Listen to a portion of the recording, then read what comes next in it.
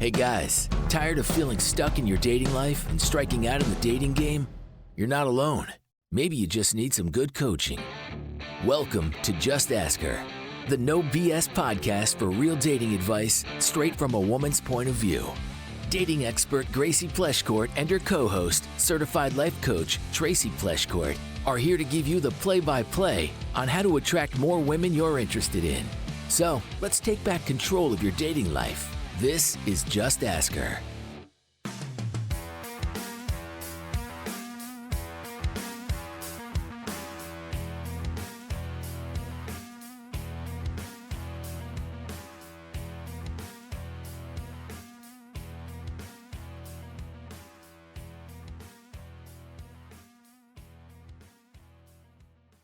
Welcome back to episode 6 of the Just Ask Her podcast.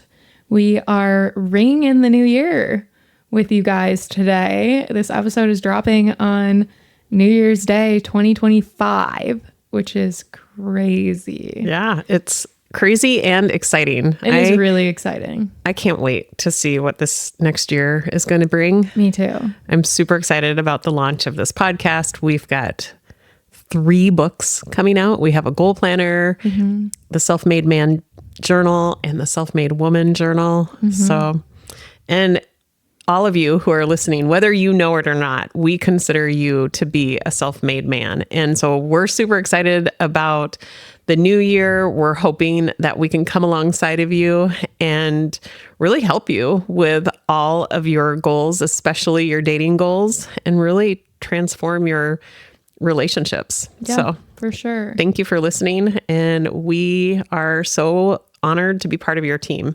Yeah, we're happy to get to do this with you guys every week. So did you get any good gifts for Christmas? I did. Yeah. I got from you, I got my shoe organizer because I have my mega closet that I have been working on for the last month. Since you moved out, I was able to transform an entire bedroom into a closet. And so it's been kind of fun to add new pieces to that. And you got me the rotating. Yeah, it's like the Taj Mahal of shoe organizers. And every guy listening, unless you're like a sneakerhead or something, you probably wouldn't appreciate the shoe rack, but it's awesome. It's beautiful. It like rotates and it's like this tall tower of all of your beautiful shoes. Yeah. And my husband said, well, you will be able to fit a fraction of what you own. Which is true. No, okay. The ones that I would actually consider like part of an outfit are what went on that shoe rack. The ones that are like throw on and go for a walk or go to the club in, those are... When you say the club, she means the gym. Yeah, the gym. Yeah, not the nightclubs, the gym. Or to play pickleball in or something like that. Like, that's not part of an outfit. But if I'm like actually incorporating the shoes very intentionally into my outfit, those went into the closet because I have to like pull it all together in one place. It's not a throw on a pair of shoes as you run out the door type outfit. That's girl math at its finest right there. Yep. So that was amongst the favorite gifts. I got a beautiful necklace from Dad, who always gets help shopping from one of my besties who owns an amazing boutique in Hill City, South Dakota. So that's always exciting to get some jewelry or clothes from her store. I got luggage. We're planning to travel a little bit this next year. So I got some luggage. I have loved the luggage brand Away. It's been on the market. I bet it's probably been on the market for at least 10 years, but they were one of the first that had like the battery inside where you could charge your phone from it. It's hard-sided. It's got really nice rollers. I mean, it's not cheap, but it's really durable.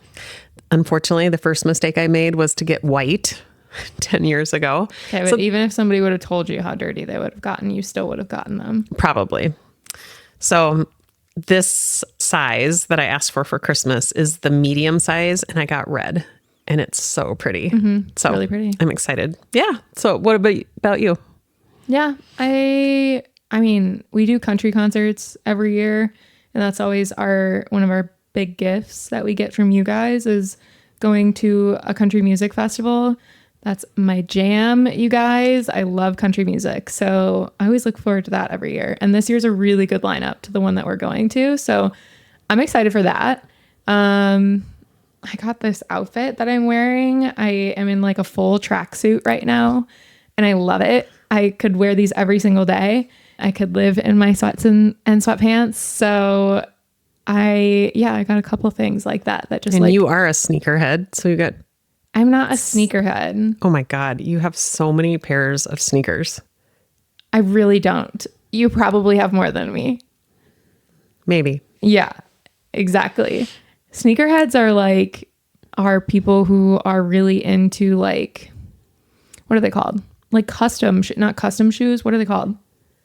Like collectible shoes. Yeah.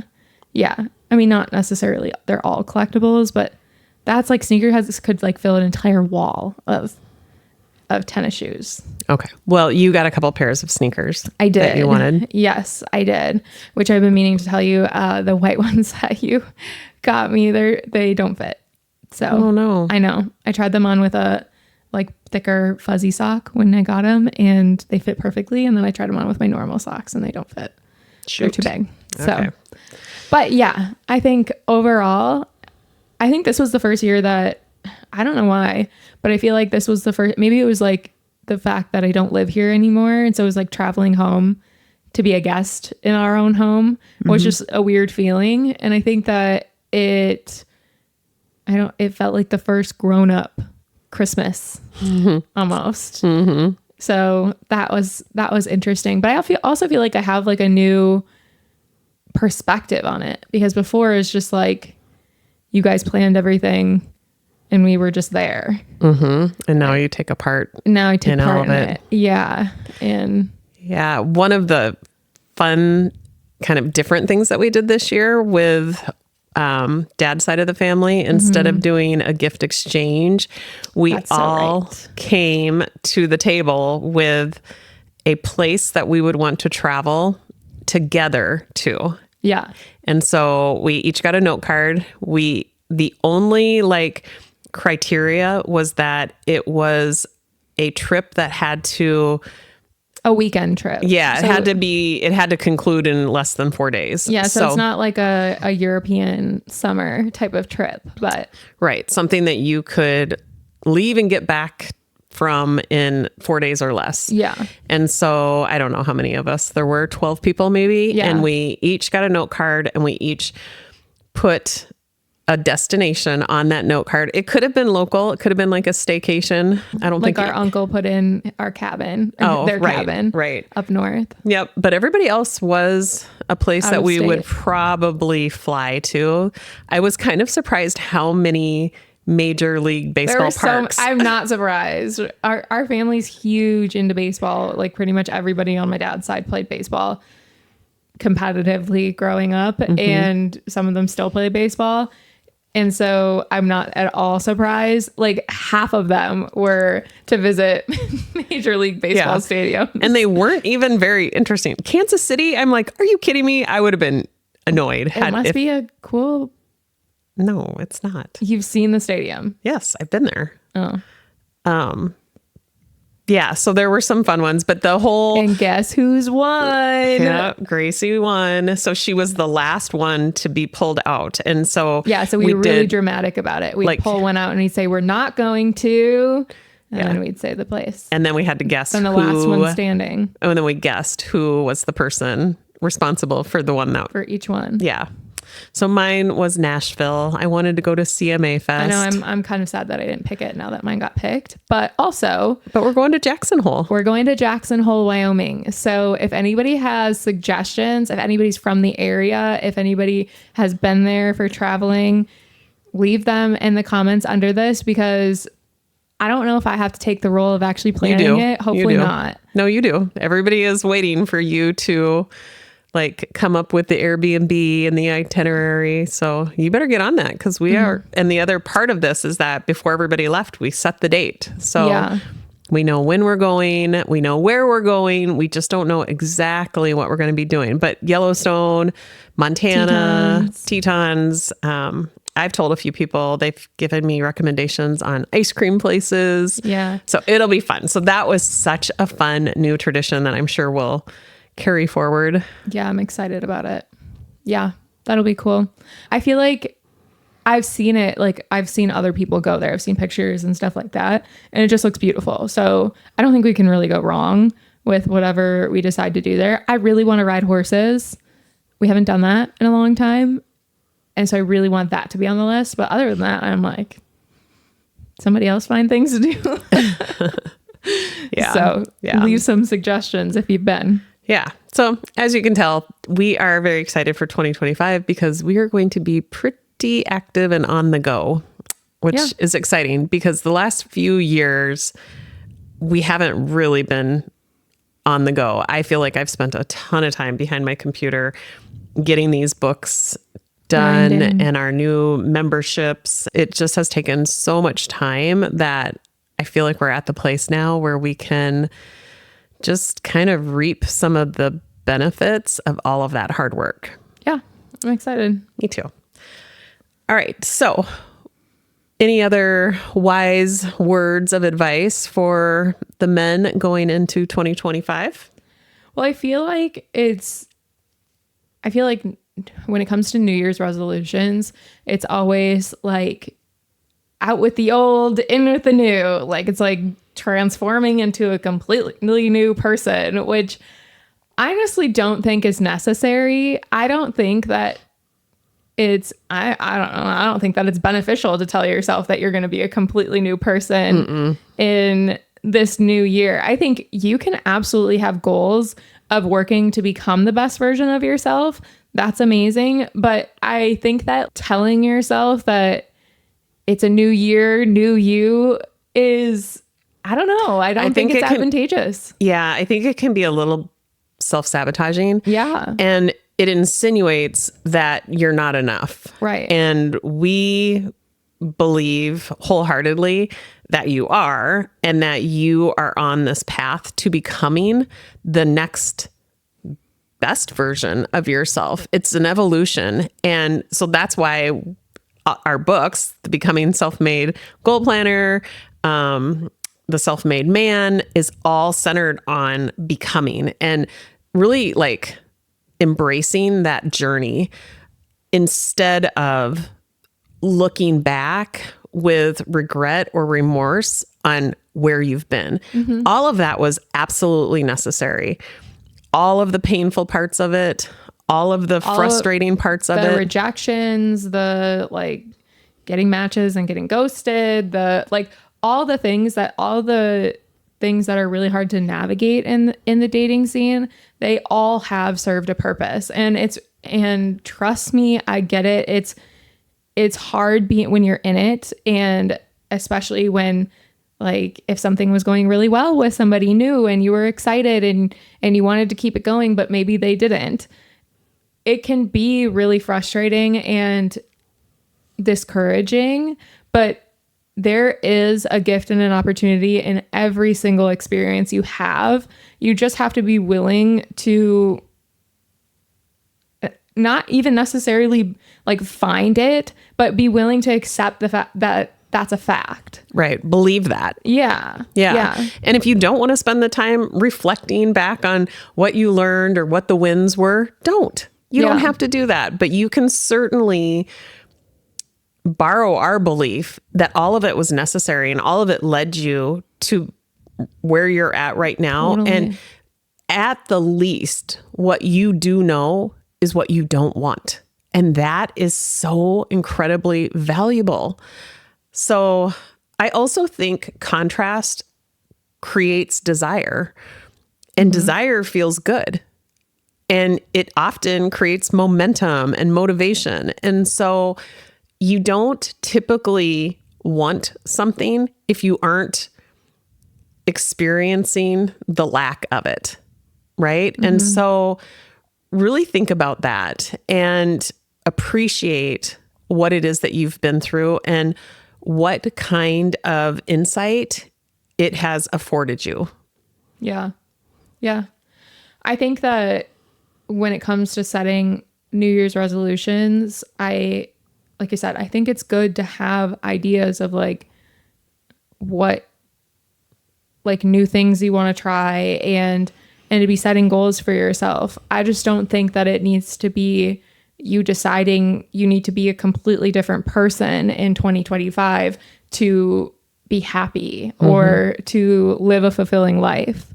Yeah. Or to find your person, to be honest. Right. I would, if there was one resolution that I could suggest to everybody, it's to challenge yourself to think differently. It changes absolutely everything about your life. When you challenge yourself to rethink something, or you start kind of asking yourself questions to look through different lenses or to look at things from a different angle, it can be so helpful and it can be so liberating.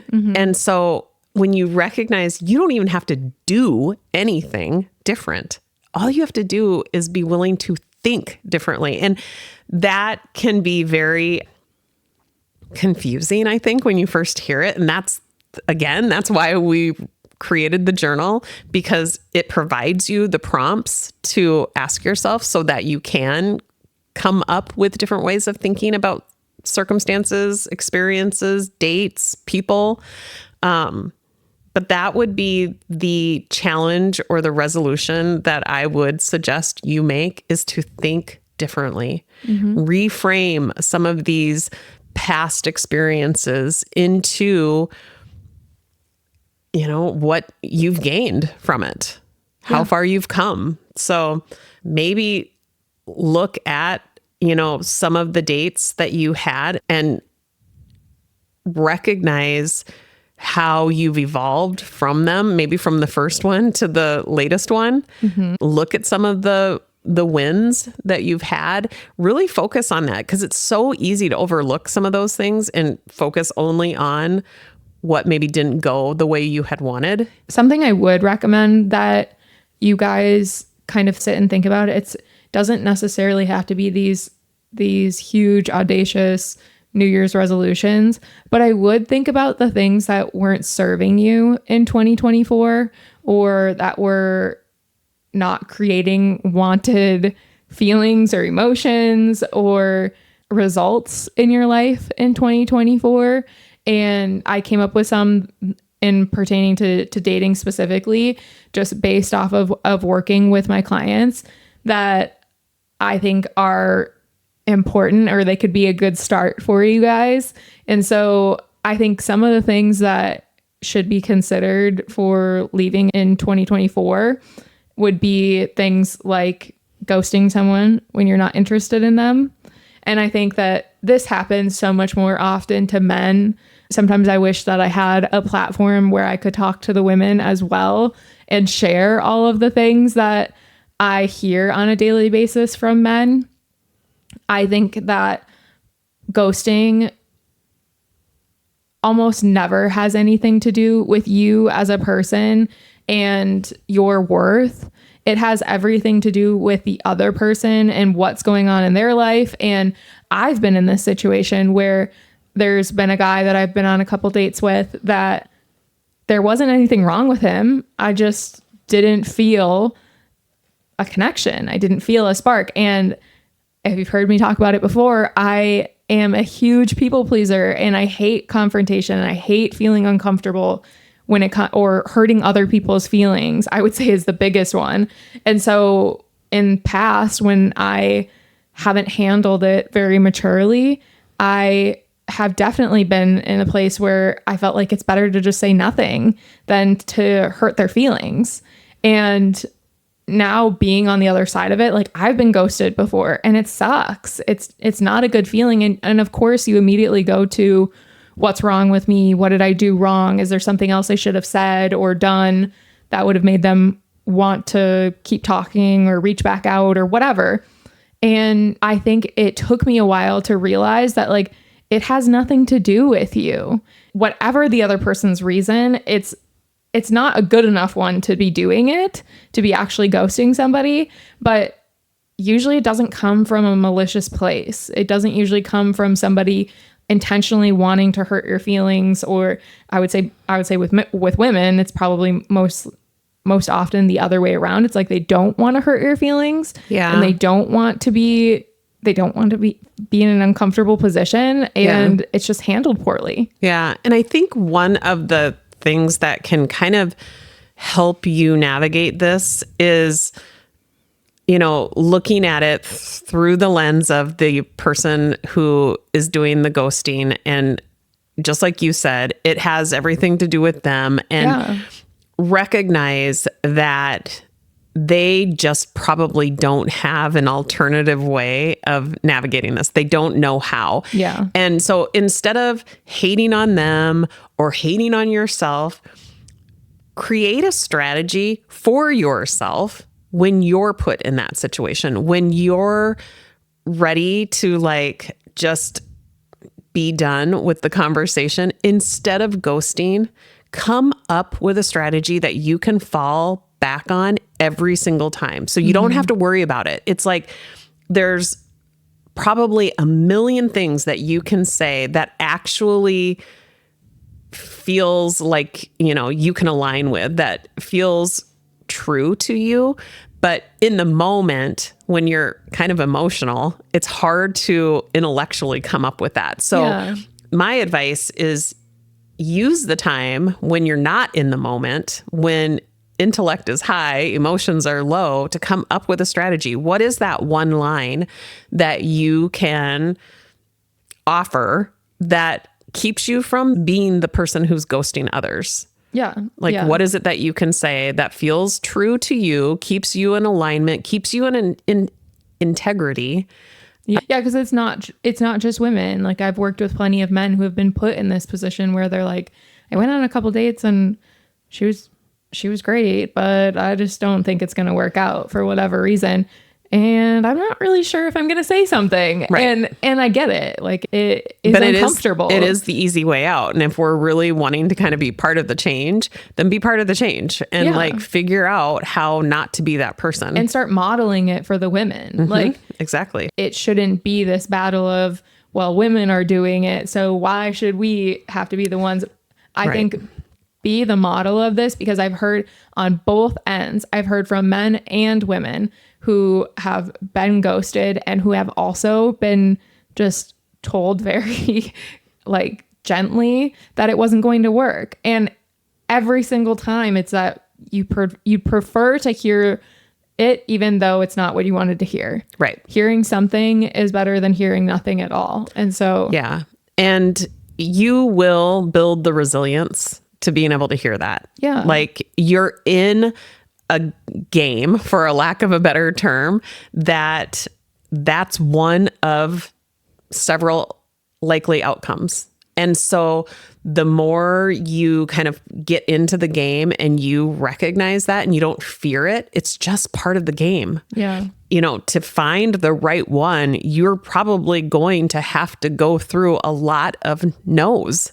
And that's what you ultimately want. Yeah. You don't want somebody to say yes that you're not actually compatible with. So there's only supposed to be one right person. Yeah. So recognize it as part of the process and don't fear it. Yeah. Yeah. And so that leads into the second one that I had for something that you should leave in 2024 is the doubting yourself. I think that this is so easy to do, especially when you feel like you just keep running into roadblocks or you keep hitting disappointment in your dating life.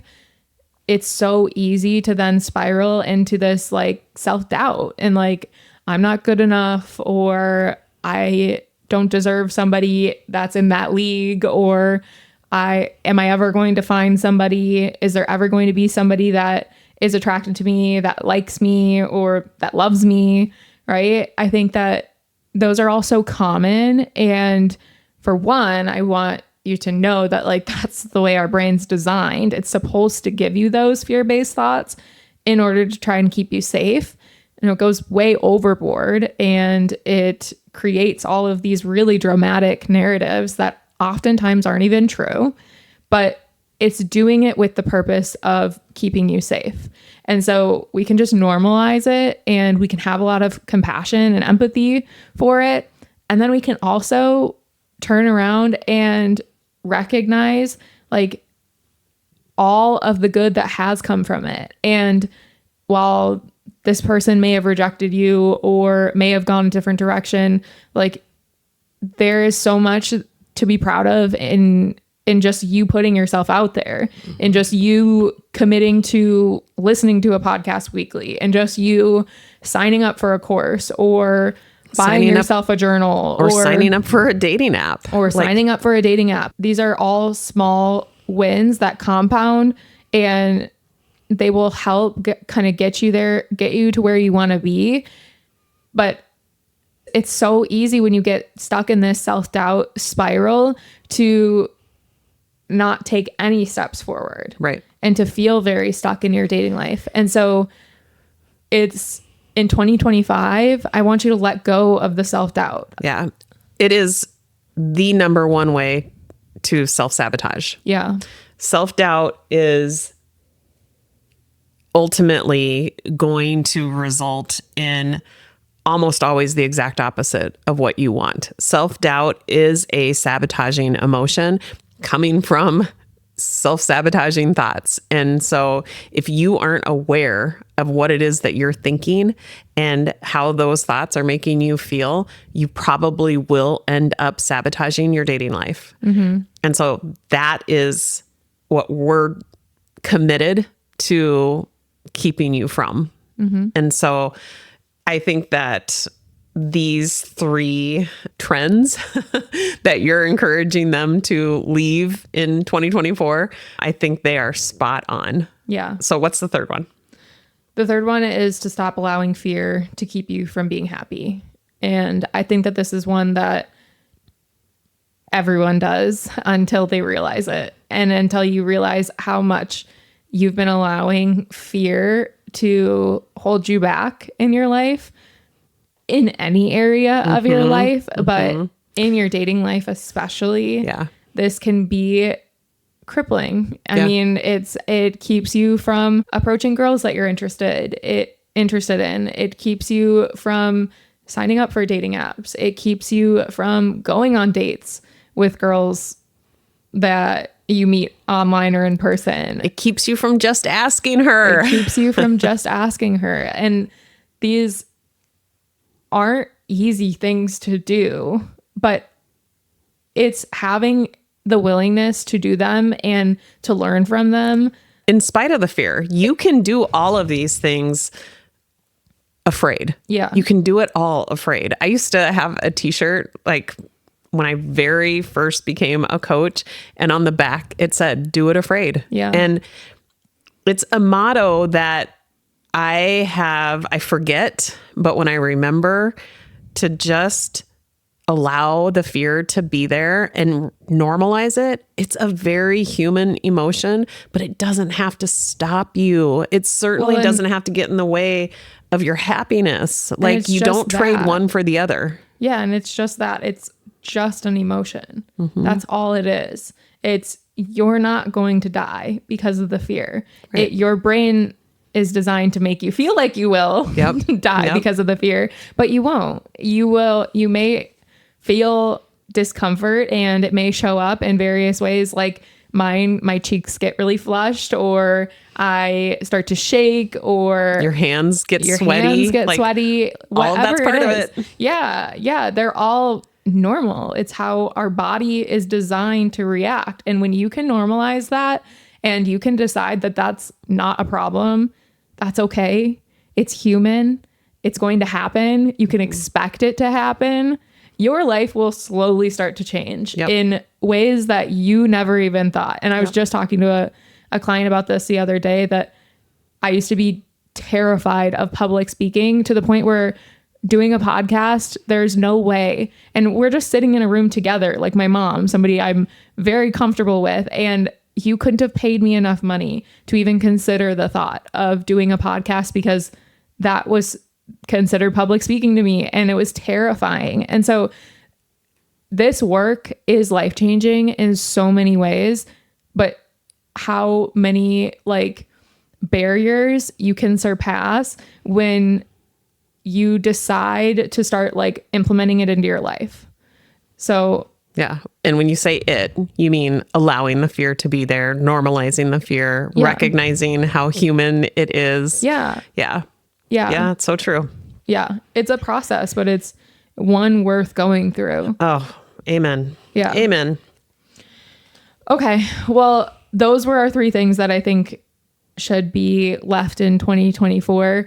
I think everyone should fall behind those if you want to better your dating life. And so now we'll end with some of the listener submissions that we got Okay. over last week. Do you want me to start? Yeah, you can start. Okay. So how do I stop getting friend zoned?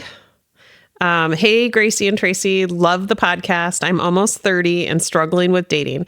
I can't seem to get any matches on dating apps. And when I meet girls in real life, I like to get to know them a little before asking them out.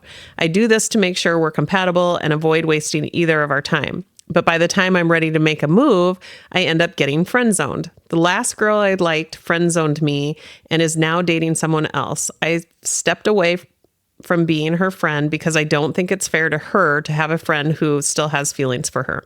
How can I stop getting friend zoned and make it clear to girls that I'm looking for more than friendship without coming on too strong? Thanks.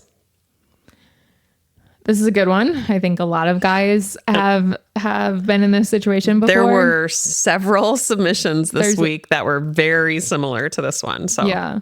Yeah, I think that it's super common, and I understand the logic behind trying to get to know somebody first. But I also think that there can be a balance. You do not have to get to know somebody as a friend first before deciding if you want to ask her out. Like, if you are remotely interested in her, then you need to be showing some romantic intent. Otherwise, this is likely going to keep happening to you. Mm-hmm. If you are showing up as her go-to guy or the guy that is always there to like help her or be there for her as a friend would, then she's going to see you as a friend. And so if you want this dynamic to shift, if you want to stop being put in the friend zone, you have to stop playing it so safe. And if there's a potential, if you are attracted to this girl and you think that there could be a potential, I understand wanting to get to know them first, but that's what going on dates is for. Like, you shouldn't do all the getting to know her before actually going out on a date. You should try out the date. And if you aren't interested after the first date, then don't go on another one. Yep. Yeah. I think making your intentions clear, like, I commend you for like having this strategy of making sure that it's somebody that you can be friends with first, but clearly that's not working for you. And so yeah. I would say, you know, really wrap your head around the fact that that was a strategy that got you the results that you're now experiencing. No big deal. You now know that it's time for a new strategy. Mm-hmm. And so Gracie is like the queen of dating advice, great dating advice. And so I would absolutely listen carefully to or all of the steps that she would encourage you to take going forward. And I love the one that is like, make your intentions clear from the get-go. Yeah. If you're on a date, it's clear that you are looking for a romantic connection. Yeah, you're not looking for just another friend. If you want to keep keep putting yourself in the friend zone, then keep going on trying to get to know her as a friend and then deciding like it's not going to work. And so you need to be showing romantic intent. Otherwise, this is likely what's going to keep happening. And so stop looking at dates as you committing to a forever relationship with somebody. It's just a date. It's the sole purpose of the date is to get to know her in a more romantic setting to see if you even like talking to her, if you like being around her, if you could see a potential with her. Like, that's what they're for. So what are you waiting for? Yeah. And it also sounds like he kind of over invests before he knows whether she's willing to invest. Yeah, could so be. I think maybe back off of how much like emotional energy that you're putting into these connections before you know if that feeling is mutual. So try to keep the emotional side a little bit more balanced. Well, and I also think as you're saying that, like, you're not even really giving it a fair chance because you're taking all this time, all this lead up time to decide whether or not you're interested. And then you're expecting that at the flip of a switch that she's all of a sudden going to be interested in you because you've decided you're interested in her. Yeah. It's like, that's not how it works. And so if you want there to be a chance, if you want there to be some sort of romantic connection potentially, then you can't be waiting so long to show some romantic intent. Yeah. And like we said earlier, get comfortable with the rejection. Mm-hmm. I know that is a hard, jagged pill to swallow, but you know, you mentioned that stepping back from being friends with someone after she expressed that she didn't feel the same way. That's a wise move and it's respectful to both of you. But keep in mind that rejection isn't about your worth. It's about your compatibility. It's the more you put yourself out there, the easier rejection will be to handle. And it's part of the process. Yeah. And the other piece of this is that you said she friend zoned you because she started seeing somebody else, right? And if the circumstances are a little bit different and she friend zones you and she's not seeing somebody else, or she just says like she's not interested in going on a date or whatever the case may be, or she says, I'd still really like to have you as a friend and you're not looking for friends, then you can very politely tell her that like I've got enough friends. Thank you. Yeah. You can very politely tell her that you are looking for something deeper than a friendship. Mm-hmm. And so you wish her the best of luck. Yeah. And you can leave it at that. And you don't owe her an explanation, just like she doesn't owe you one. You can just part ways there. And I don't recommend staying or trying to stay friends with somebody who you wanted or have feelings for, who you wanted a romantic relationship with, because usually all that leads to is disappointment because you hold on to those feelings of liking somebody, or you hold on to the idea that something's going to change. Yeah. If she's made up her mind and she's said, I think we're better as friends, that's your sign to exit. That's your sign to move on. And you can be very respectful about it, but you do not need to entertain having a friendship, nor do I suggest that you do that. Yeah. So this was an anonymous submission. So anonymous, we strongly believe that you've got this. The fact that you're seeking advice shows that you're ready to make some shifts. So keep us updated. We'd love to hear about your next steps and where those lead you. Yeah, absolutely. Okay. So the next one we titled, She's 20, I'm 33. Am I wasting my time or should I keep trying? Hi, Gracie and Tracy. I'm 33. I live in Canada and recently moved back to my hometown. I work full-time in construction and am preparing to start my own business next year. I stay active with hockey, martial arts, cooking, traveling, and spending time with friends and family. I've been single for a couple years after 2 serious relationships that left me drained. I've recently started dating again and met a girl on an app who caught my attention. She's 20 and studying to be an architect, which connects with my construction background. We've gone on 2 dates over the last month, a dinner and a quick coffee date. Both were great, and we agreed there could be something there, but we're in no rush. After our second date, she mentioned being busy with finals, but said she'd reach out when her semester was over to hang out. That was about 10 days ago. Since then, I've commented on a couple of her Instagram stories and sent a few messages, but she hasn't initiated any conversation. Her semester is ending soon, and I'd like to see her again to figure out if this has potential. At the same time, I don't want to come across as pushy or feel like I'm doing all the work. I have no idea if she's interested or thinking about me, but I don't want to give up just yet. What do you think? How should I approach this without seeming clingy or desperate? Thanks so much, Anonymous. All right. Well, first off, thank you for sending in your submission.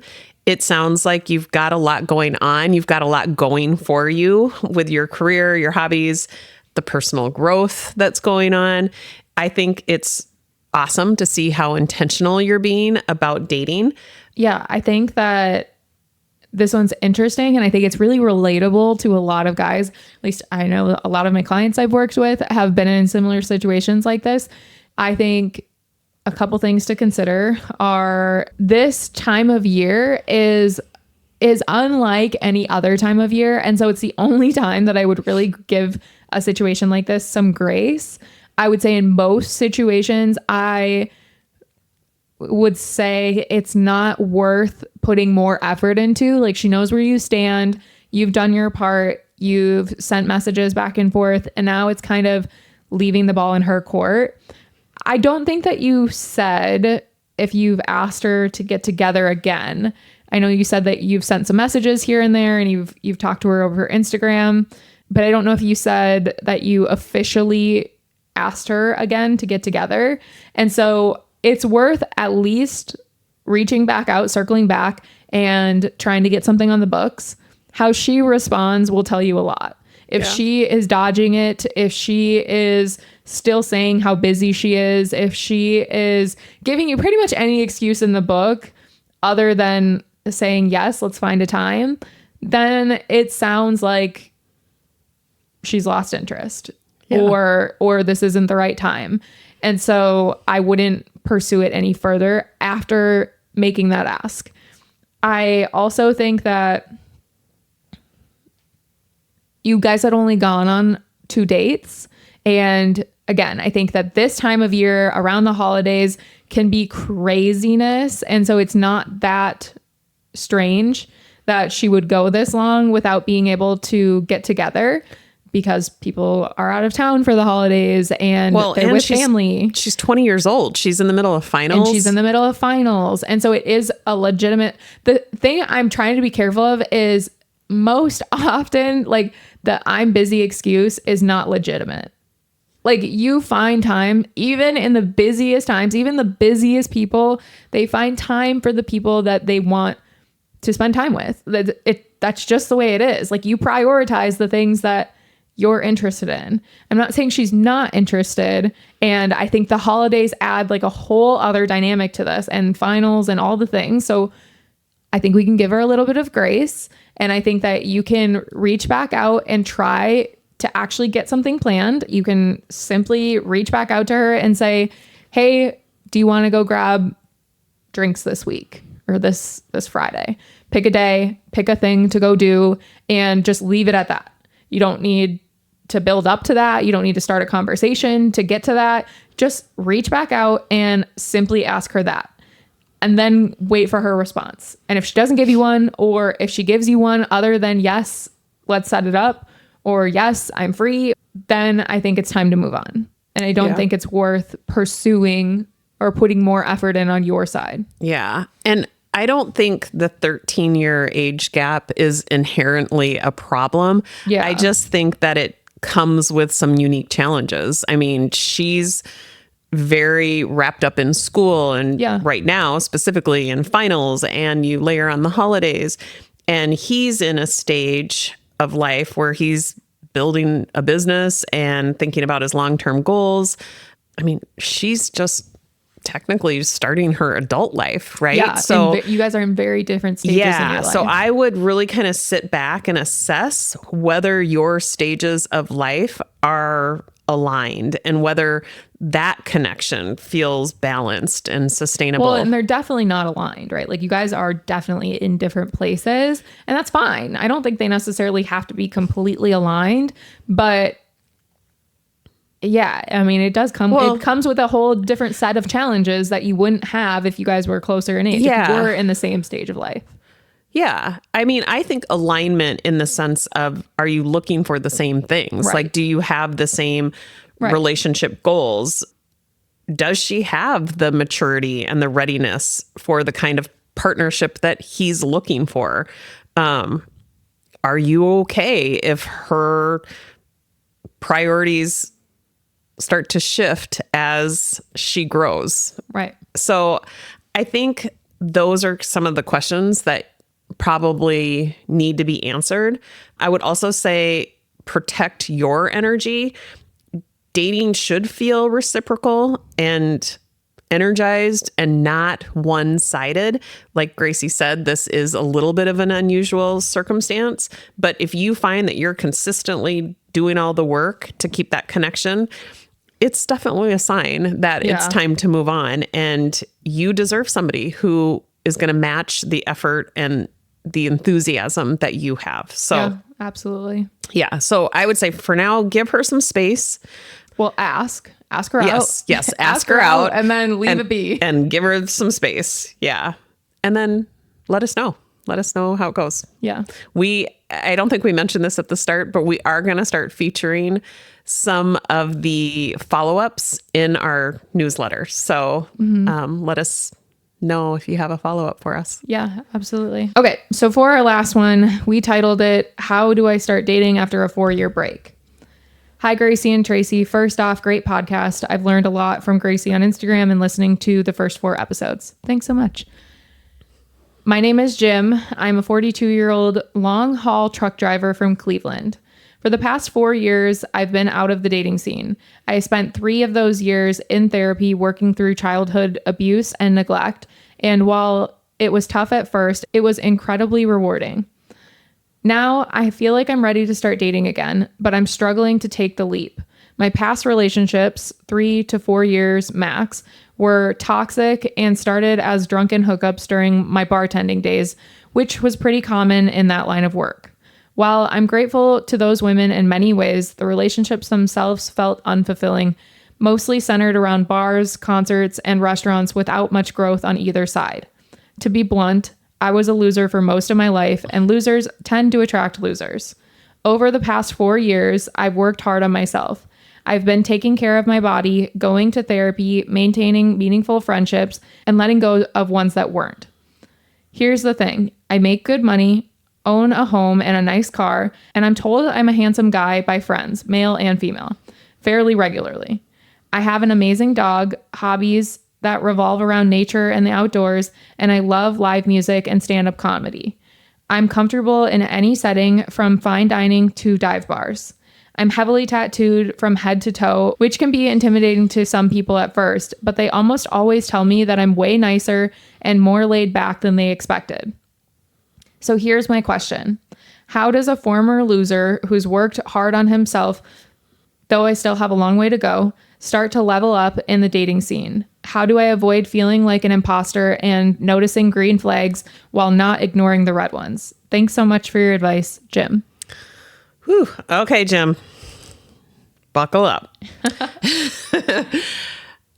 I want you to reframe your past. This losers only attract losers business is a bunch of BS. And you're using it against yourself. You're 100% using it against yourself. I want you to really look at how far you have come in the context of evolved. Like, you have a ton of self-awareness.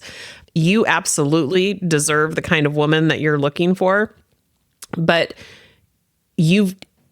that's only because you've done so much work building a fulfilling life that really makes you deserving. So this imposter syndrome, although it's so normal and so real and so out there, we all suffer from it. You know, it is going to creep in and it's really just your brain trying to keep you safe from rejection. But the truth is, you have so much to offer, and the right person will see and appreciate that.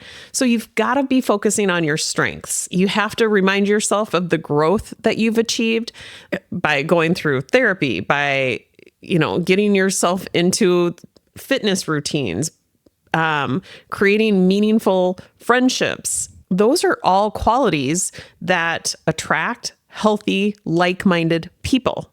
So remind yourself of how much you've done to get to where you're at. Yeah. Also, when that self-doubt starts to creep in, use affirmations. Use the beliefs that feel true to you to ground yourself. So, for example, I've worked hard to become a great partner. I deserve someone who values me for who I am.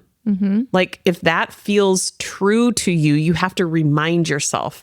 It's easy to forget when the self-doubt starts to creep in. Yeah, we aren't super big into like positive affirmations Or mantras. Because oftentimes they're not believable to people. They think that telling themselves something over and over and over again is somehow going to make it believable. If it doesn't feel believable to you, find something that does. Otherwise, it's not going to sustain. And so if that is a believable thought to you, which from sitting from our end, it absolutely should be like, I am capable, I am worthy of having a relationship that I want in my life, or having a relationship that I deserve in my life. And I'm not settling for anything less than that, right? Find a thought that feels believable to you and let that be the thing that you remind yourself of daily, multiple times a day. Yeah. And then in regards to your schedule, I would say be upfront. Mention any sort of travel schedule early on so that there's no surprises. So it doesn't feel like you're hiding something or that you have something important that you need to tell her that you're going to wait for just the right time. It's like, no. Just be upfront about that. Yeah. And don't make it a problem, right? Like that might not be for everyone. That might not be what some women are looking for, but it will be for the right person. And that might look different than what you had expected. But having this idea that is a problem right out of the gate is only going to make it a problem. And so, be super open about it and talk about it from the benefits that it does bring you. Talk about it from a place of like, how worldly you are, how well-rounded you are, how well-traveled you are, how many places, like all the experiences you've had because of it and what it's afforded you in your life. And that's the place that you should be talking about it from, not from the place of, well, I'm gone 3 to 4 weeks at a time, so you better know that about me. Like, that's not going to help you. Yeah. And then I love the red flag, green flag.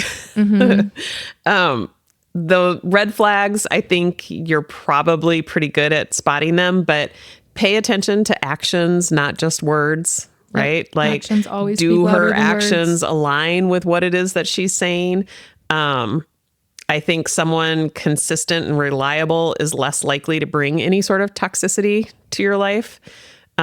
Trust your instincts, I think, is going to help you spot those red flags. If something feels off, it probably is. Yeah, don't dismiss it. I also think like breaking old patterns. Like if you notice that this has become a pattern of the same type of people you were always meeting, like stop meeting people, stop picking up girls at bars. Like I think that you're on, obviously you know this, right? But I think that it's easy to get like wrapped up in oh, my past was so hard and these relationships were not good for me. And how do I stay away from them? Well, for starters, like, let's not go back to the places where we found them and you'll probably be doing much better, right? Like if it's not to say that you can't meet great people at bars, but if that seems to be the pattern for you, that it was only attracting people in your life that don't align with where you're at now, then we absolutely need to find other options. We need to look in other places with people who do align with what you're looking for. And that will probably eliminate a lot of the red flags that you're concerned about anyways. Yep. I think it obviously sounds like you're drawn to women with intelligence, ambition, stability. Like, seek out environments that those kind of women are going to be in, like networking events, hobby groups, gyms, fitness groups. Yeah, volunteer efforts. That's where I think he's going to find more like healthy dynamics. Yeah, and really anything that you're interested in. You gave us a ton list of things that you like to do. Yeah. I mean, you've already done the hard work. Now it's really about putting yourself out there and enjoying the process of meeting new people. Dating, we say this all the time, but dating is just as much about learning it's just as much learning about yourself as it is Oh my God, it's more about learning about finding yourself. the right person. Yeah. Yeah. So I know Gracie, one of her top pieces of advice is to like refresh your dating profile. She's got so many Instagram posts out there on the do's and don'ts of your dating profile. I would say leverage those in-person opportunities for sure. And then kind of enter into more low stake type conversations. Yeah. Instead of that was going to be the last point that I made is like, stop looking at this as a big leap that needs to happen. Yep. Or that needs to happen. It's, if you keep looking at it like this is like this big scary thing that you just have to do, it's going to be really hard to get yourself to want to do it. So start small. Like, find the things that sound enjoyable to you. Like we just said, go back to some of those hobbies that you actually enjoy, that will put you in places where other people who also enjoy those things will be, and start small with good conversations and actually like learning how to connect with people on things that you also value and enjoy and are important to you in life. Like, start there. Yeah. You do not have to go big and go, I don't know, like sign up for a singles event right out of the gate if that feels like a big leap. Like find the things that make it feel easy. If dating apps feel like an easy route to kind of dip your toes in, great. Sign up for a dating app. I do profile audits for members that are in my community. And so I'll link that as well. I can help you set up your profile. I can help you audit an old profile if you have one, but it doesn't have to be this big, scary thing. And if you keep looking at it that way, it's for sure not going to make this an enjoyable process. It also is going to be a lot harder for you to actually get started. Yeah. So I would approach this next chapter with confidence and curiosity. Yeah. And know that the right person will value you for exactly who you are, and keep us posted. Yeah, absolutely. All right. Well, that was another fantastic episode, if I do say so myself. Yeah. We hope that you all have a wonderful New Year's Day. Hopefully you're not all hurting from last night. No hangovers. If you are, don't worry about it. You're at the start of a new year. You can reset today. All right. Well, until next time, take care. Thanks for listening to Just Ask Her. We hope you enjoyed this episode. Don't forget to rate and review us. And be sure to follow Gracie on TikTok and Instagram at @datingwithgracie. Thanks again for listening.